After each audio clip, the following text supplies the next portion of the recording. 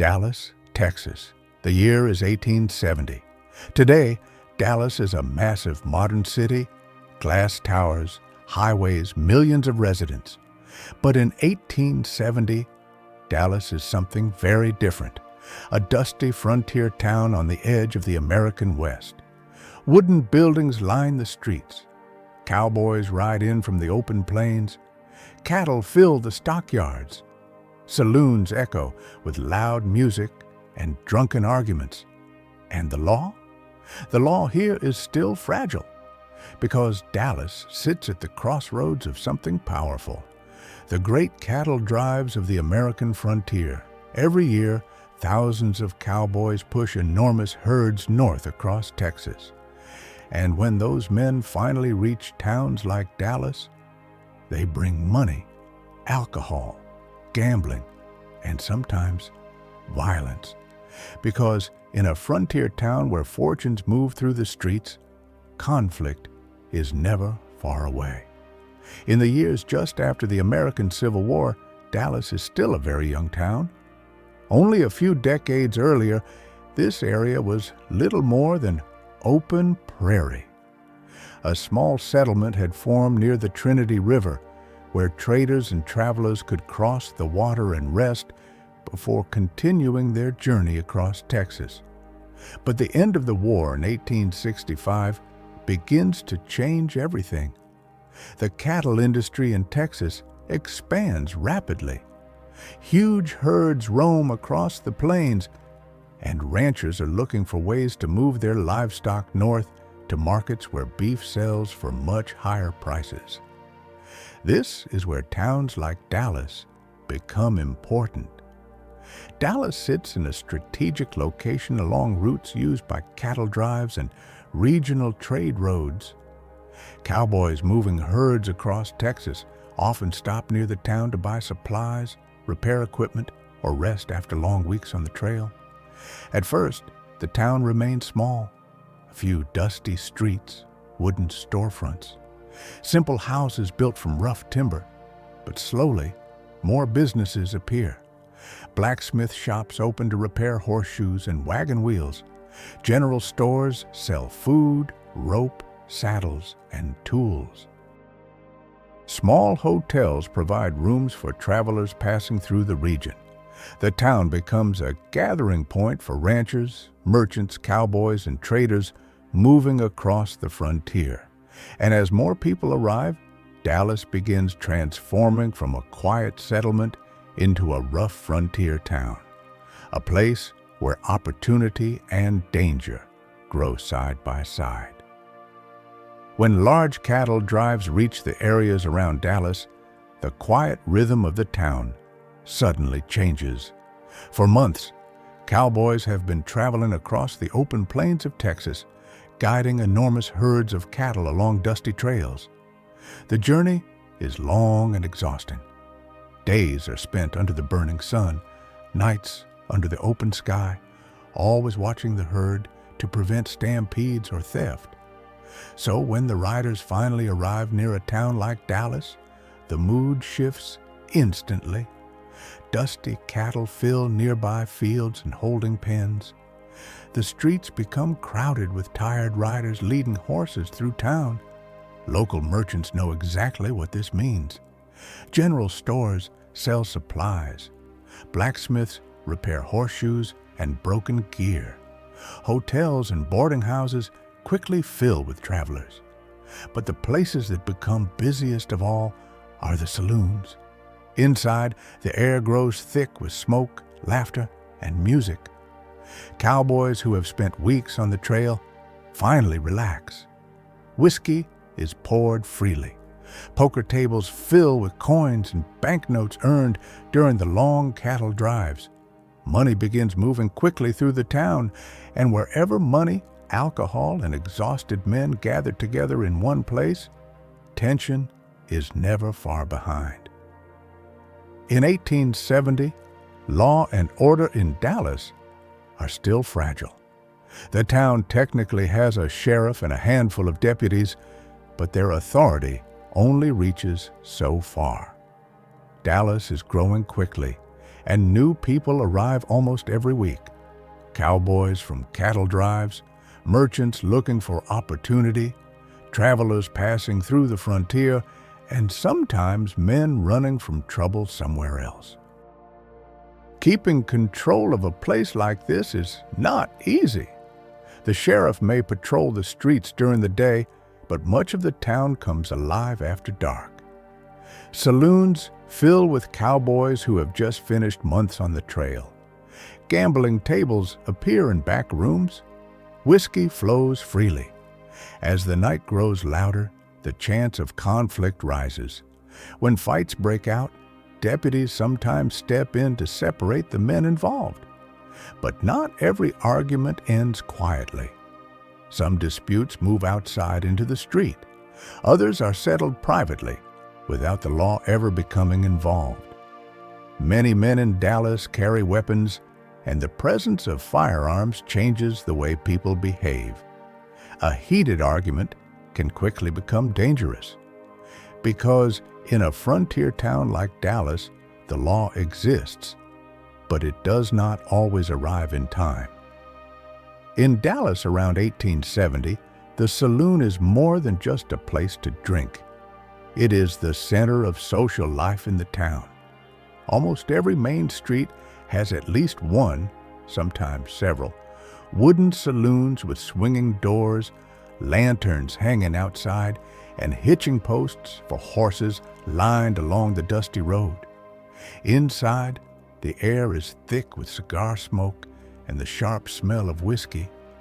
Cowboys fresh from the cattle trails crowd the bar, still wearing dust-covered boots and wide-brimmed hats. Months of hard riding across the open plains have left them tired, restless, and eager to spend the money they earned driving herds north. Bartenders pour cheap whiskey into heavy glasses. Coins clatter across wooden counters. In the corner, a piano player pounds out loud tunes while gamblers gather around card tables, dealing poker hands under dim lantern light. But saloons are also where tensions begin.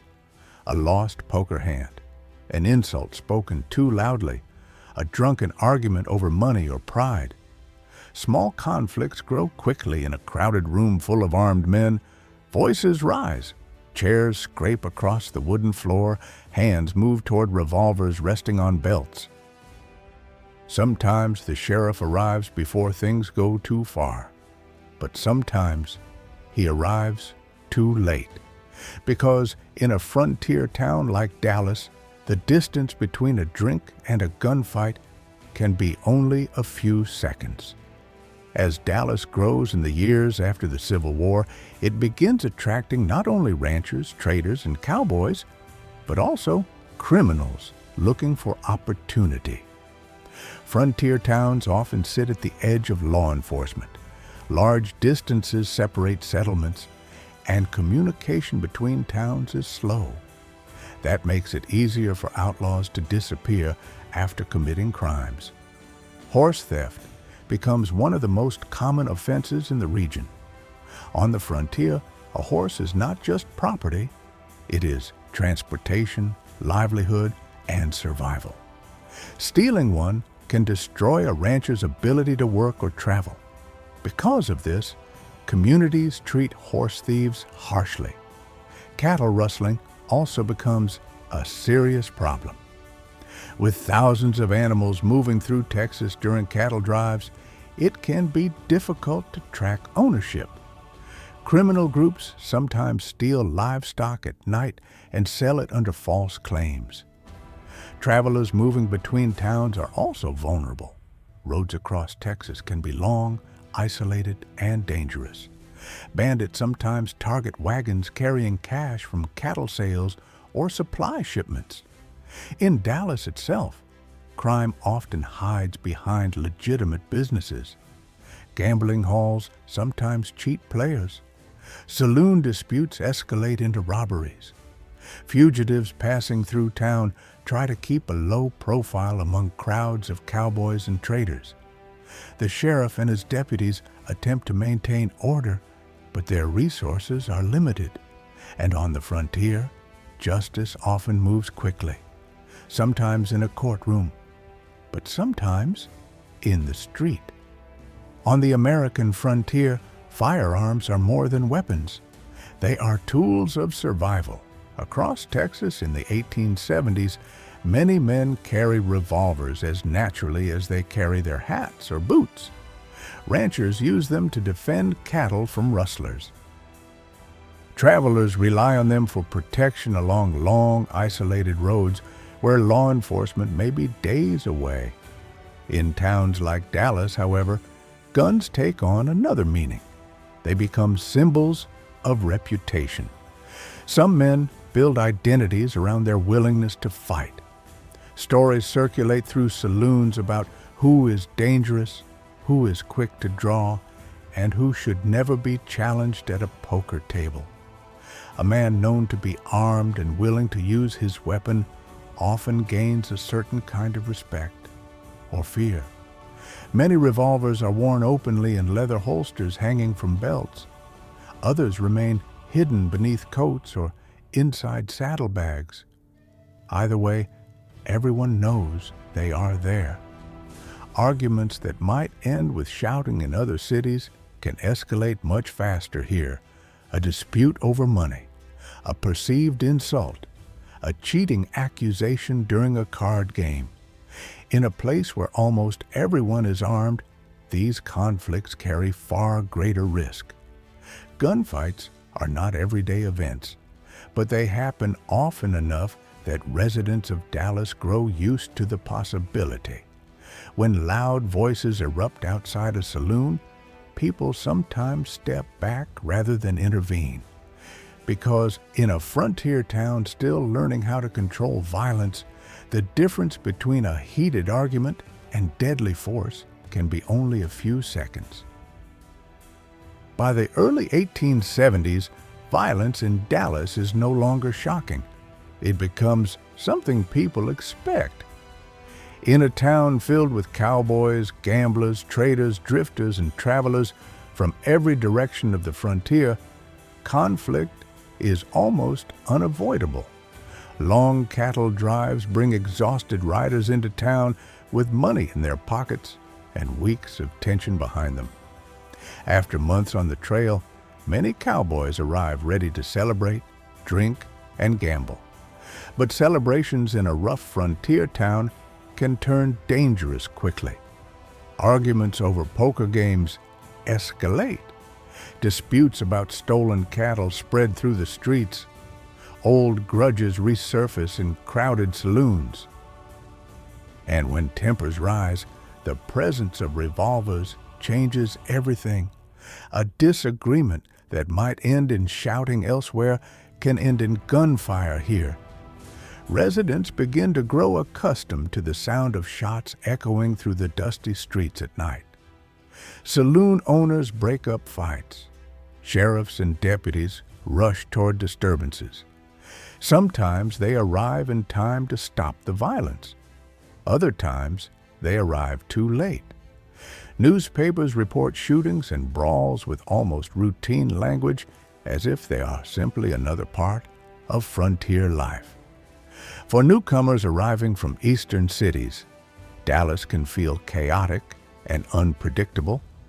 But for many of the people who live and work here, this rough environment is simply the reality of a town growing faster than its systems of law and order. Dallas is still young, still forming, and until stronger institutions arrive, the frontier code of reputation, intimidation, and violence continues to shape daily life. By the early 1870s, something begins to shift in Dallas. The town that once felt like a temporary stop on the edge of the frontier is slowly becoming something more permanent. More settlers arrive every month. Farmers begin establishing communities outside the town. Merchants expand their businesses along the main streets. New wooden buildings replace some of the older rough structures that once lined the dusty roads. And perhaps most importantly, the promise of railroads begins to reshape the future of the town. Rail connections mean cattle can be shipped faster and farther, markets grow larger, trade becomes more organized. Investors start paying attention to places like Dallas. With more commerce comes new pressure for order. Local authorities begin strengthening law enforcement. Town leaders talk about better streets, more businesses, and stronger institutions. The wild reputation of Dallas does not disappear overnight. Saloons remain busy. Cowboys still ride in from the plains. And arguments still break out in crowded bars. But slowly, the town starts transforming. What was once a rough frontier stop begins evolving into a real city, a place no longer defined only by cattle drives and gunfights, but by trade, railroads, and permanent growth. The frontier is still present, but change is already on the horizon. What you've just seen is a reconstruction of Dallas around the year 1870, when the city was still a rough frontier town shaped by cattle drives, saloons, and the unpredictable life of the American West.